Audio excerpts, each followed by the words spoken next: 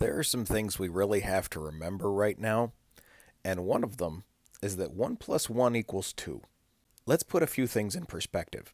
First is that after Dumpy said he didn't have the power to bring Kilmar Abrego Garcia back from El Salvador, in an interview recently, he said, yeah, I actually do have that power being the president, but I would do that if he didn't have MS-13 tattooed on his knuckles, which the journalist then had to point out to him that that was photoshopped. Because Dumpy falls for photoshopped bullshit all the time. But that also happens at the same time this is happening. I'm stunned that I have to tell you this. Republicans just voted, every single one of them, to allow Donald Trump to deport U.S. citizens.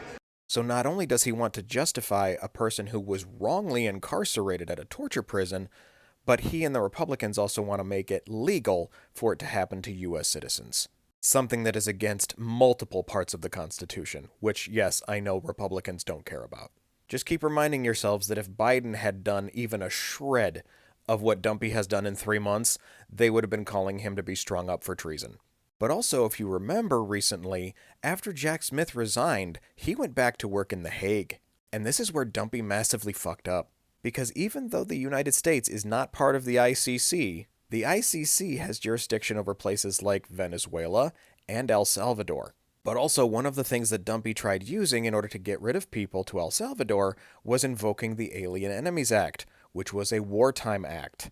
The ICC does have jurisdiction over wartime crimes, especially now that the United States has entered into a transactional deal with the president of El Salvador to get people put there, which means the ICC does have jurisdiction over that. Which means that we may very well once again soon hear from Jack Smith.